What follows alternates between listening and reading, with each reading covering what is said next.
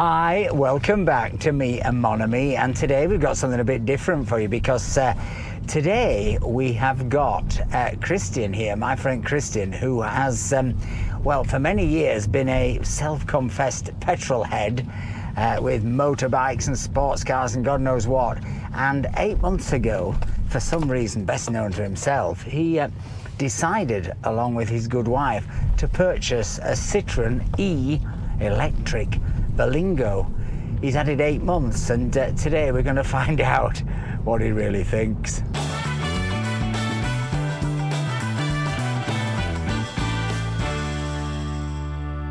So, Christian, tell me about your petrolhead past. What vehicles have you owned in the past? Because when I first met you, you had a very racy, sporty Peugeot-y thing.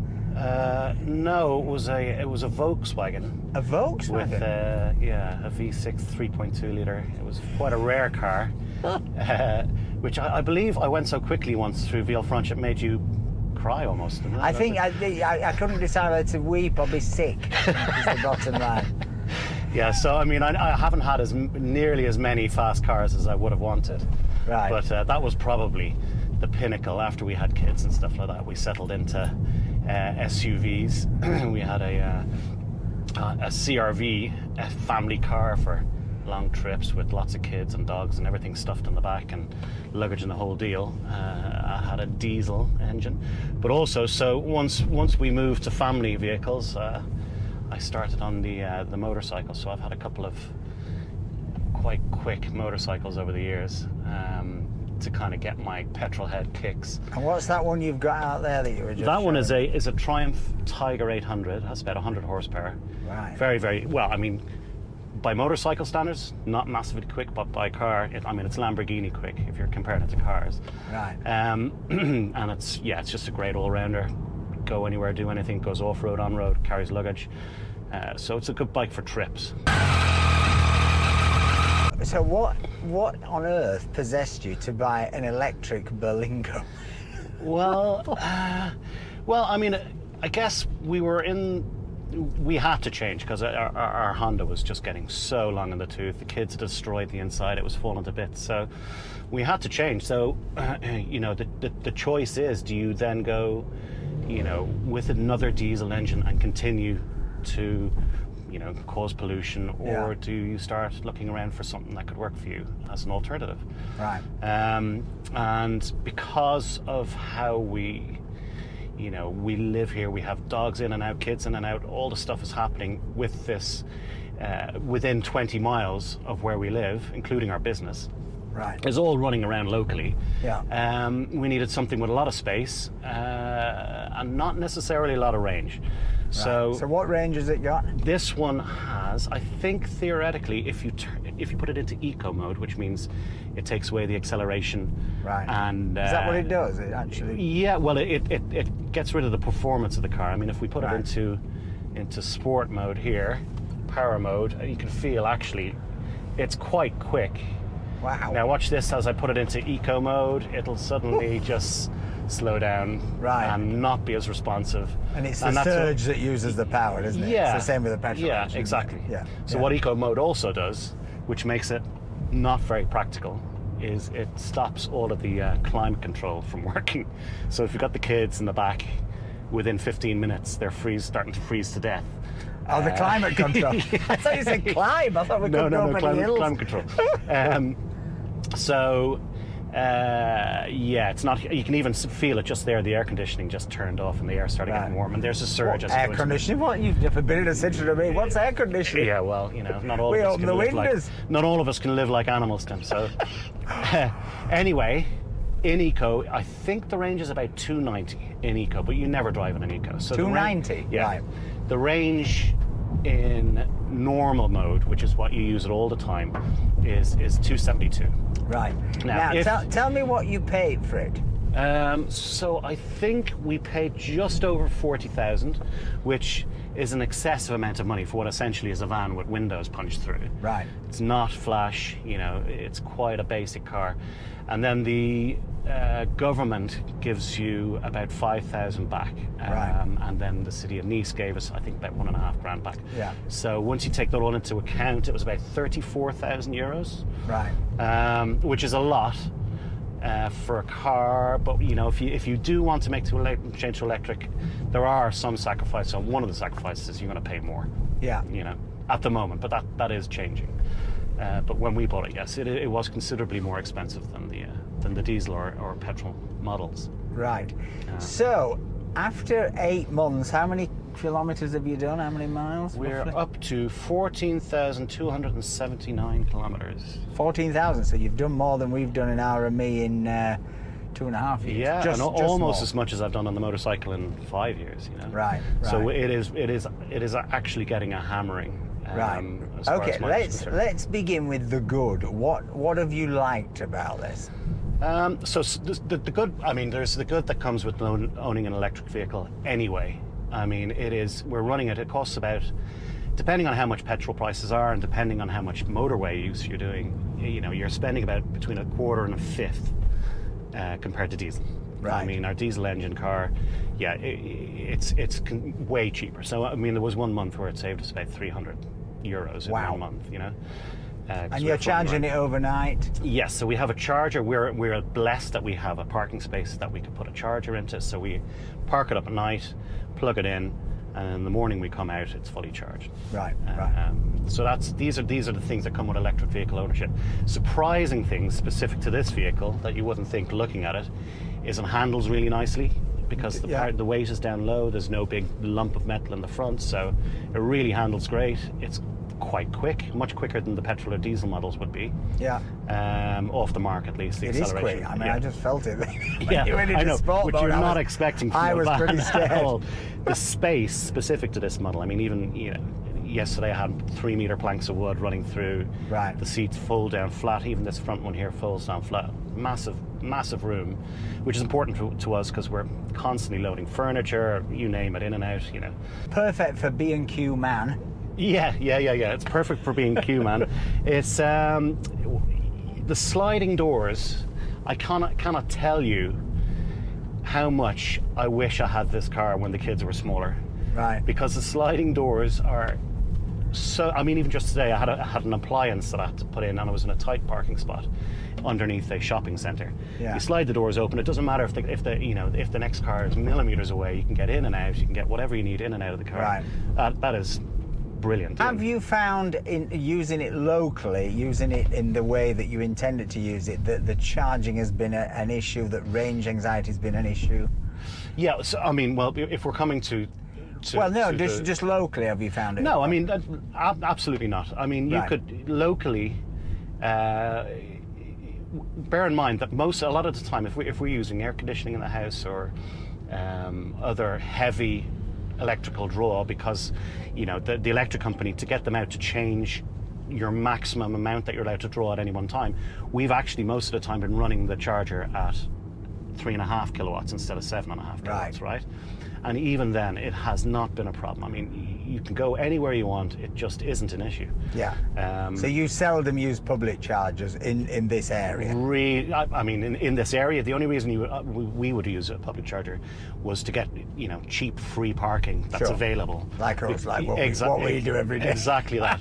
So you go down into Villefranche, you want to park the car. There's no spaces. There's always going to be an electric space, and you know, you use whatever app is pertinent to the machine itself, and you can leave it there for an hour for free. Okay. Now moving on to the negatives, because I have a sneaking suspicion there are some negatives here. Tell us what you've not thoroughly enjoyed. So one thing that this car is just not very good at is long-range motorway trips. Right. Now, you know, if you live in France, basically it's a big country, and oftentimes you know, especially with the family and the dog and the whole thing, you'll do road trips that could be 1,000 kilometers in a day, easy, you know. And we recently did one up to Megève to go skiing through Italy. How far is that? Oh God, I can't remember. I think it's about 600 kilometers, 500 kilometers. Right. And yeah, going there wasn't such a problem you know, once you've got the apps and you know how to work the apps and stuff like that, we charged, I think, 3 times and added maybe 2.5 hours onto the trip, which is not inconsiderable, but you know, not the end of the world. How much stress? Going up, not that much, and I have to admit, we felt pretty smug that we'd gotten there and it hadn't been that much of a bind. But coming back, we made a fatal error. And I confess I've heard this story. And drove directly past the exit that was going to take us to a supercharger to charge the car up. Right. We couldn't get back to that supercharger because you know the next exit was 30 kilometers away, and then we eventually found a working charger, you know, with a couple of failed attempts, and rolled up with 2% to begin with, but once we'd figured out the app, the car was reading 1% before we put some juice into it. So it was very, very, and that was a relationship test. I have to say, like passing the driving theory. We blamed test. it on the sat nav, and that was the diplomatic way for both of us to save face. Yeah, I mean, couples used to argue about who was running the map, didn't they? Yeah, well, you know, but that doesn't matter now. You've got to. And I mean, a lot of it is. Ooh la la. Yeah, a lot of it is a learning. There is a learning curve, learning how to use the apps, learning how far the car goes, all that sort of stuff. But with the best will in the world, this car is just not great at doing long distances because, you know, if you're on the motorway, your consumption, if you were doing 130, which is the limit in France, you would be using half. So you're already down to 50%. You know, the range, which is 150 kilometers, give or take.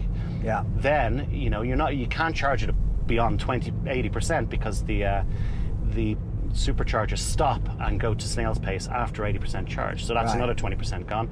And because, you know, something could go wrong, you're not going to use the other 20%. So it leaves you with 30%. Right. You know, which is less than 100 kilometers. Did you find you lost a lot of range on the motorway? You're saying that. It's half. I mean, it's really? If you're doing 130, it's half, and it's documented as half. Yeah. So that is a concern. So if you wanted to get there quick. Exactly. So we were doing 100 kilometers an hour, which in Italy doesn't especially matter because there's so much roadworks. They're renewing all of the motorways in Italy at the moment. Yeah. After the bridge collapse. After the bridge collapse, yes. Right. And so, you know, a Lamborghini could pass you at 200 kilometers an hour. You're going to get to traffic, and he's going to be 5 cars ahead of you, and you know, an hour later. It really didn't matter. Yeah. And what about the famous question of cold weather performance when you were skiing? I mean, did you lose range? Well, on the way back, if you recall the biblical rainstorms that we had there a couple of weeks back. Yeah. I think that transferred an awful lot of cold to the batteries. Right. And it did have a pretty big effect on the range. You can see the range. Percent? I probably took a further 15% off the range. Right. And I have noticed actually when we were driving to the VAR on a sunny day like today, you know, for closer to the winter time, when we went into a certain cold valley, you know, the range just dropped off a cliff. Even with the Me, it's weird because it won't feel that cold, but like you say, if it's out in the rain, it's almost like a dog that gets miserable in the rain. Really? Then the battery, suddenly you realise it's going slower. Is that because the batteries can't discharge at the same rate, and so the power I think it's the battery protector kicks in, which I think is probably quite basic, and when it feels at a certain temperature that's going to damage it, so you're going up a hill coming out of Nice and you really are crawling, you know. Yeah. Tell me a little bit about, because I gave you our Dowler charger, which Dowler had sent to us, and they thought it was going to be useful for the Citroen Me, and obviously the Citroen Me just doesn't need this kind of device, because it can charge at just one speed anyway. That's it. And you just plug it into domestic. So I gave you this Dowler. Now it's what, 3.5 kilowatts? Yes. Yes, I think it's 16 amp, which is basically the equivalent of your normal household outlet. It's a slow charger. Is this device of use to you? Well, yeah. So one of the problems we found, apart from the motorway, was that when we went to cyclists. When we went to friends' houses, there isn't necessarily, a friend's house in the countryside, there isn't necessarily decent charging infrastructure. So you need to be able to charge at a friend's house. Yeah.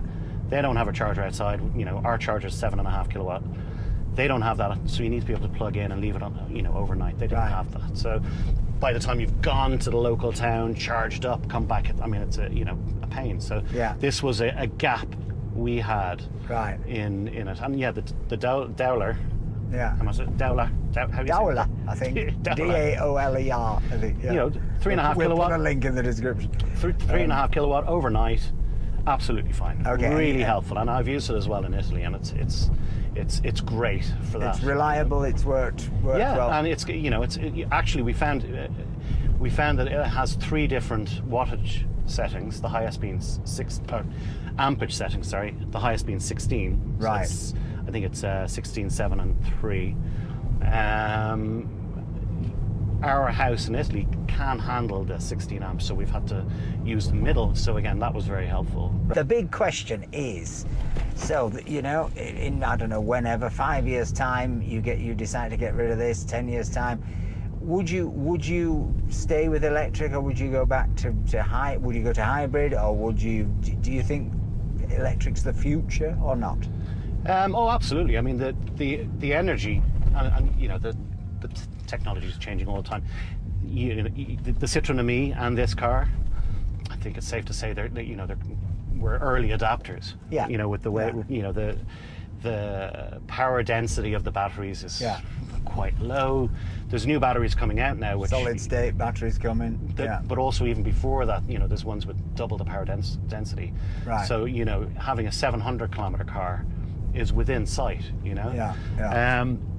Absolutely. I mean, for the job of this car, being local, traveling around, doing everything that we use it for day to day, you could not convince me to take anything over this similar style of car. Right. It's just so practical. Right. That's it. And you don't miss the roar of the engine. You don't miss the machismo of it. This is the thing. I mean, the roar of the engine. It's not an either or thing. I mean, the roar of the engine and the machismo. Just say it. is a hobby. When you're actually day to day. Noise pollution is your hobby. Ruining people's Sundays is absolutely my hobby. But it is that. I don't know that I would replace my 3-cylinder Triumph, which I love the sound of. I love the switch and the gears, the whole thing. It's an experience. You wouldn't put electric for an in electric that. for that, but No. for the scooter, which for us is purely a utilitarian vehicle for running around town, absolutely, I would change it for electric. I said to you, I was watching a vlogger who was in, I think, Shanghai, which is technically a noiseless city. It's all meant to be electric. The motorbike's meant to be electric, and they are. And it's just that the level of or the lack of noise compared to other Far Eastern countries I've been in, where motorbikes are endemic, somewhere like Vietnam or Thailand or wherever. The noise, the smell, the pollution.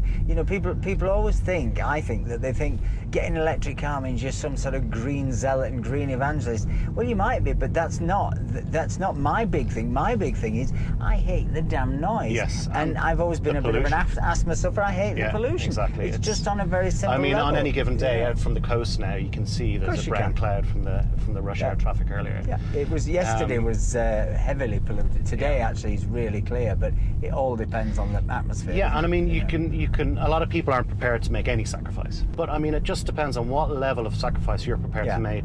Yeah. To make a difference. Most people, 295 range is going to do 90% of all their journeys in a year. Unquestionably. So that one trip. If you live in America, or if you're constantly going up to Paris from the south of France, you're going to get a bit peed off. Exactly. Not so like I said, we've almost done. We've done over 14,000 kilometers. That one trip is under 1,000 kilometers there and back. Yeah. Thereabouts. So it's 1/14 of all the motoring we've done, and that was only halfway through the year. So likely in the entire year, it's only going to be one trip like that. Yeah. For the vast majority of people, 90% of the time, like you say, this is absolutely fine. If you look at the cars, I mean, there is a bit of a car culture in other places like the UK. They're very proud of their cars. They have, you know, you see more performance cars on the road. But here in France, they're all Euro boxes. They have no personality, these cars. They never go further than can, perhaps. Yeah. And for all of these people who don't care, this is better than a diesel engine. There's no question. It's more. Yeah. It's quiet. Yeah. It's more comfortable. It's got more pep. It's just a better option. It's got delicious air conditioning, I have to say. Yeah. It's brilliant. Thank you very much, Christian. If you've enjoyed this video, please give us a like, please give us a comment, please think about buying us a coffee, help support the channel. But most of all, folks, remember, stay charged. Bye. You can say goodbye too. See ya.